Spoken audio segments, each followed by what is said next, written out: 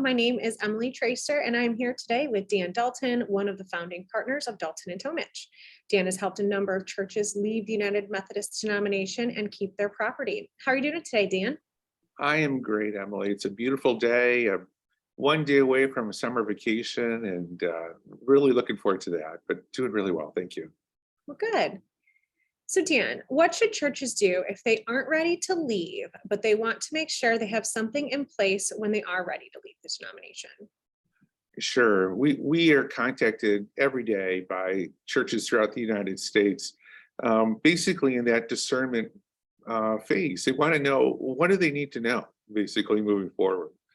And a lot of times they haven't gotten to that point where they've had the conversations with their congregation to find out if the congregation's on board to leave yet. They might have a sense, might have a conservative pastor and conservative trustees and administrative board. They might think that their church follows. Again, most churches follow their pastor, not all, but most do. So they might have a leaning, but they also might think like their pastor might want to stay in the denomination, or more realistically, the pastor's ready to retire, doesn't want to even deal with this issue. That's kind of what we're seeing throughout the United States. But what if you have a church that wants to do something, at least the leadership wants to do something, and the church isn't ready to go yet? Where there are some things you really need to do to get yourself in place and get ready to go. Step one is contact us and let's have that discussion. Let's find out where you're at, and let me give you some ideas and some thoughts and things to think about in terms of how to make that decision moving forward. The second thing is get your documents together. You've probably were set up some time ago. You might have a school, or you might have deeds and articles of incorporation, you might have bylaws, you might have nothing. You might have endowments, you might have cemeteries, a donated property. I mean, a lot of times over history, the local church gets a lot of things or starts a lot of programs, but hasn't really looked at those documents. So let's get your documents together. The third thing is let's really get a clear understanding of your articles of incorporation. Let's figure out how you're incorporated, if you're incorporated, what your articles say, and do you need to either amend your articles or incorporate as a new entity. Let's also look at your bylaws. Most churches use the Book of Discipline as bylaws, and let's adopt bylaws. It's not inconsistent with the discipline to adopt bylaws, so let's do that. Let's apply for 501c3 status. You're working likely under the group exemption for the UMC. But if you want to leave, if you want to get grants right now, if you want to get loans in the future, a lot of lenders are looking to make sure that the local churches have 501c3 status and really don't view the group exemption very favorably because so many churches are leaving denominations. Let's get you set up with your 501c3 as well. Let's incorporate your preschool as well to separate it out as a separate entity. Let's get all that foundational documents together and organized and really put yourself in a position that when your church is ready to jump, when you're ready to make those decisions to leave, you'll have everything ready to go. You can do all this work and not leave. You can stay within the denomination if that's what you want to do.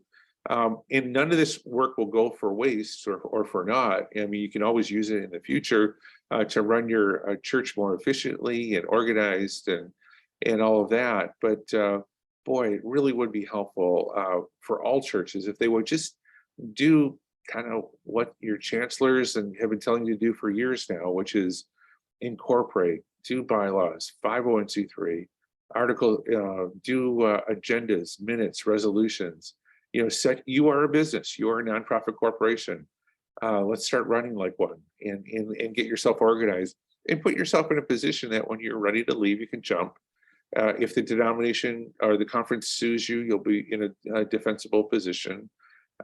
Let's do all that hard work first, and then start working on counting the votes and working through the disaffiliation process. Between now and June of 2023, you have time. The discipline allows for disaffiliation through December 31st of 2023 as well. So there probably will be some specially called conferences next fall, a year from now. Don't count on it, but I'm assuming that's what's going to happen. But be prepared. because after 2023, you also may find yourselves wanting to leave, and you haven't done it, and you can't take advantage of 2553. So you want to put yourself in that position from a legal standpoint today, so that if you do decide to leave sometime in the future, whether it's before or after December 31st of 2023, you'll be able to at least have a shot to do that. And even in those states where it's really hard, like Wisconsin, that has a state statute that incorporated the trust clause, or California that has very favorable state law and statutory law, or Washington, or Maryland, or Florida, or Georgia that has very favorable law for denominations. There are a lot of things you can do to put yourself in place to separate yourself from a denomination and retain your property. And those are the things that we can help you with. It's not something you can download from the internet or LegalZoom, or copy somebody else's documents. We see that a lot, where people copy documents from other churches that have left. It worked for them, but it may not work for you. And you want to make sure that you're in a place that you're preserving your assets. You want to spend the money now to do it right, as opposed to, trying to save a little money here and copying things that may or may not work for you. So those are my thoughts. I mean, there's a lot of things you can do. You can give us a call. We can talk through some other issues as well. But if you're not ready to leave, at least take those steps to protect yourselves. And, there's nothing wrong with doing that. It doesn't violate the discipline. Work with experienced lawyers that do this work, and give us a call. And we'd love to help you out with that process. As always, thank you for your insight, Dan. If your church is looking to leave the United Methodist denomination and you are interested in hiring Dan to help you through the process, please reach out to our office at 313-859-6000 or email us today. Thank you.